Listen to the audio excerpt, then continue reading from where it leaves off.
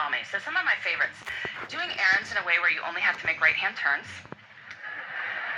being extremely judicious in microwave usage, so it says 3 to 3.5 minutes on the package. We are totally getting in on the bottom side of that. And my personal favorite, which makes sense on some level, is to DVR your favorite shows so you can fast forward through the commercials. And that way you save about 8 minutes every half hour. So in the course of 2 hours of watching TV, you find 32 minutes to exercise. Which is true. You know another way to find 32 minutes to exercise? Don't watch 2 hours of TV a day, right?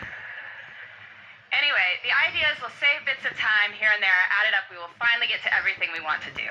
But after studying how successful people spend their time and looking at their schedules hour by hour, I think this idea has it completely backward.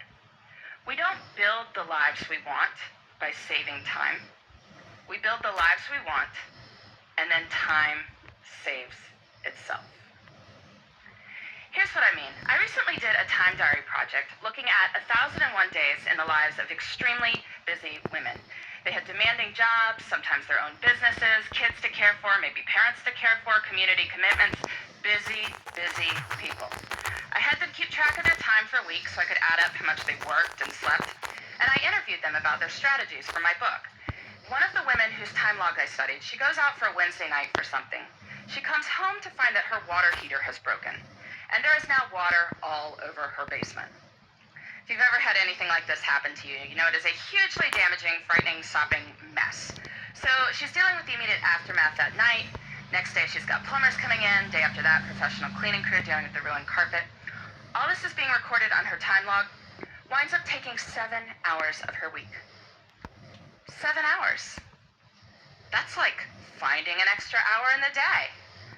But I'm sure if you had asked her at the start of the week, could you find 7 hours to train for a triathlon? Could you find 7 hours to mentor 7 worthy people? I'm sure she would have said what most of us would have said, which is, no.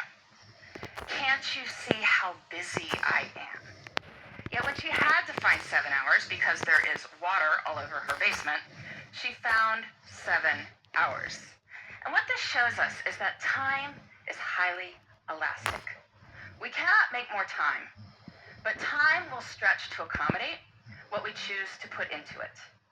And so the key to time management is treating our priorities as the equivalent of that broken water heater.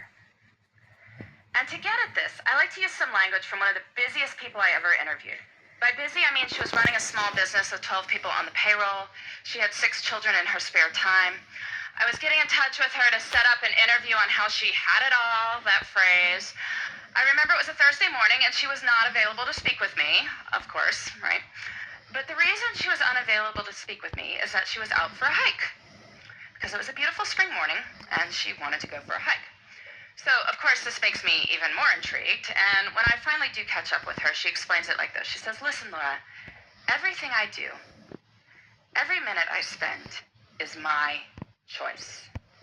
And rather than say, I don't have time to do X, Y, or Z, she'd say, I don't do X, Y, or Z because it's not a priority. I don't have time often means it's not a priority. If you think about it, that's really more accurate language. I mean, I could tell you I don't have time to dust my blinds, but that's not true. If you offered to pay me $100,000 to go dust my blinds, I would get to it pretty quickly. Since that is not going to happen, I can acknowledge this is not a matter of lacking time. It's that I don't want to do it. Using this language reminds us that time is a choice. And granted, there may be horrible consequences for making different choices. I will give you that. But we are smart people, and certainly over the long run, we have the power to fill our lives with the things that deserve to be there. So how do we do that? How do we treat our priorities as the equivalent of that broken water heater? Well, first we need to figure out what they are. And I want to give you 2 strategies for thinking about this. The first, on the professional side. I'm sure many people coming up to the end of the year are giving or getting annual performance reviews. You look back over your successes over the year, your opportunities for growth. And this serves its purpose, but I find it's more effective to do this looking forward. So I want you to pretend it's the end of next year. You're giving yourself a performance review, and it has been an absolutely amazing year for you professionally. What 3 to 5 things did you do that made it so amazing? So you can write next year's performance review now. And you can do this for your personal life too. I'm sure many of you, like me, come December, get cards that contain these folded up sheets of colored paper, on which is written what is known as the family holiday letter.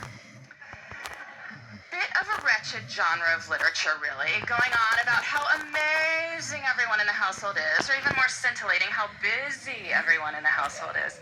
But these letters serve a purpose, which is that they tell your friends and family what you did in your personal life that mattered to you over the course of the year. So this year's kind of done, but I want you to pretend it's the end of next year. And it has been an absolutely amazing year for you and the people you care about.